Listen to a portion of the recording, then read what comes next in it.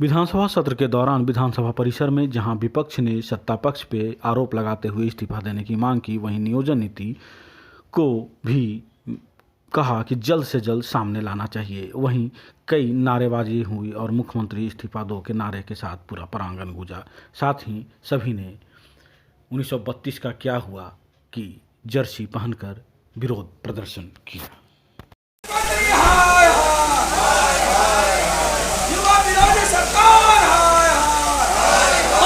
नहीं हो भैया जी, एक मिनट।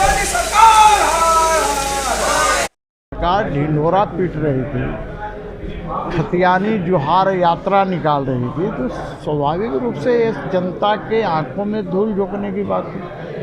जनता को दिग्भ्रमित करने का काम कर रही थी। तो जनता को ठगने वाली सरकार को जवाब देना पड़ेगा कि आप इस तरह से जनता को ठग क्यों रहे, बेरोजगारों को ठग क्यों रहे हैं। में इस सरकार ने एक भी रोजगार नहीं दे पाई। पहले ये नियोजन नीति ले आए कि मैट्रिक और इंटर पास वाले को नौकरी देंगे, जो यहाँ पास करेगा। कोर्ट में टर्न डाउन हो गया। 32 से लेके आए, ये हम लोगों ने समर्थन किया।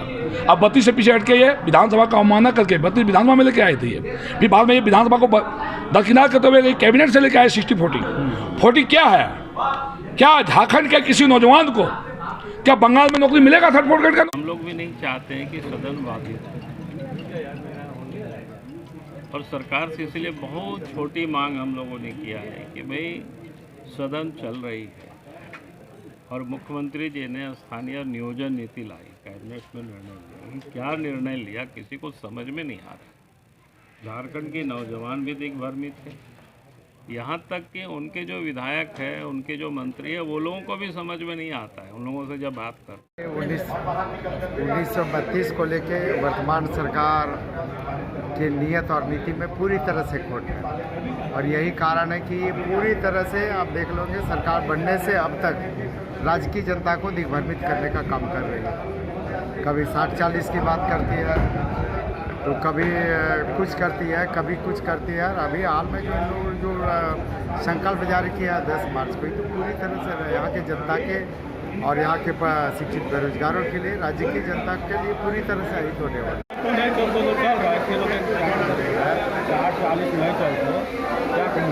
60-40 चलता हूँ तो ये हेमंत सोरेन सरकार नहीं चलता हूँ। 60-40 चलता हूँ तो इबाना गुप्ता नहीं चलता हूँ।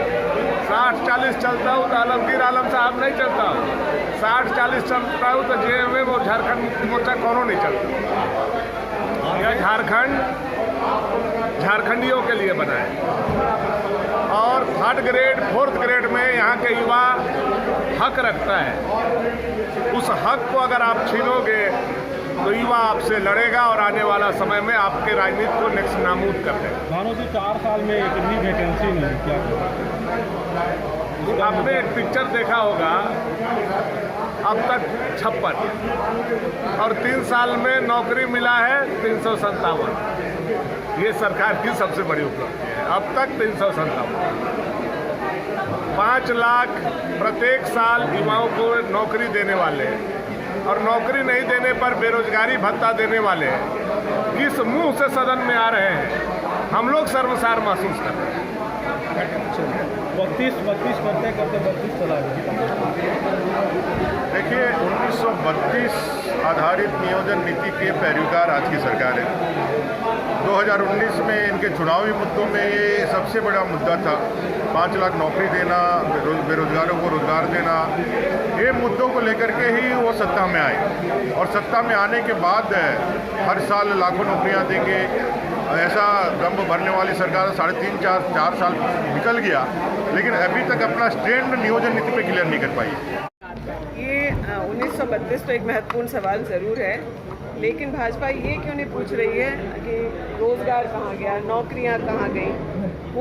ये सवाल सिर्फ राज्य सरकार से नहीं, इनके जो सांसद हैं अगर दिल्ली में जाकर के केंद्र सरकार से भी पूछें, प्रधानमंत्री जी से भी पूछें कि नौकरियां कहाँ गई, तो मुझे लगता है उन्हें उसका राजनीतिक लाभ भी ज़्यादा होगा। 1932 और नियोजन नीति जो है बिल्कुल क्लियर है। झारखंड में 3.5 करोड़ लोगों की चिंता हमारी सरकार को है, हमारे माननीय मुख्यमंत्री जी को है। मैं आप सबसे आग्रह करता हूं कि भारतीय जनता पार्टी जो राज्य को बर्बाद करके रख दिया, झारखंड को सारे पैमाने पे शमशार कर दिया है भाजपा के लोग। और आज किस मुंह से ये लोग धरना दे रहे हैं?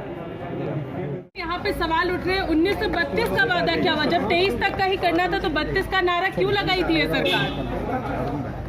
भाजपा वाले लोगों को पूछिए कि गिरिडीह में बैकड्रॉप क्यों लगाया था उन्होंने, और 2018 में नियोजन नीति में क्यों, 2018 के नियोजन नीति में क्यों लाया था 2018 का नियोजन नीति, और फिर 32 में क्यों चले गया, फिर 32 से बैक कैसे हो गया?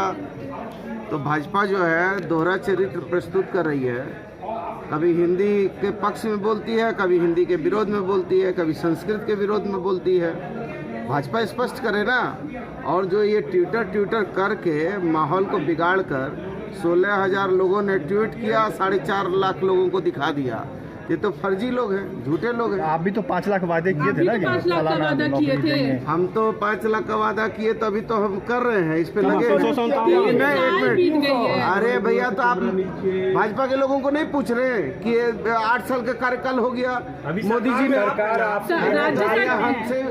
हम ही बोल रहे हैं ना, सुनिए तो, बोलने भी नहीं दीजिएगा।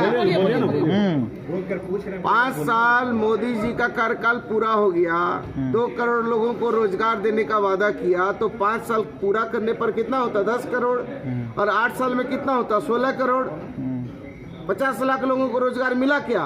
तो भाजपा के लोगों को नहीं, हम तो लगे हुए हैं, मुख्यमंत्री हम तो लगे, हमारा कार्यकाल पूरा हुआ है क्या? 4 साल में 357 मात्र आपका आया है, उसको लेकर। अरे भैया, हम तो लगे हैं, लेकिन आप पूछिए ना कि जो ये भाजपा के लोग पीछे दरवाजे से कैसे हमला कर रहे हैं, सदन से लेकर न्यायालय तक में धोखा कर रहे हैं।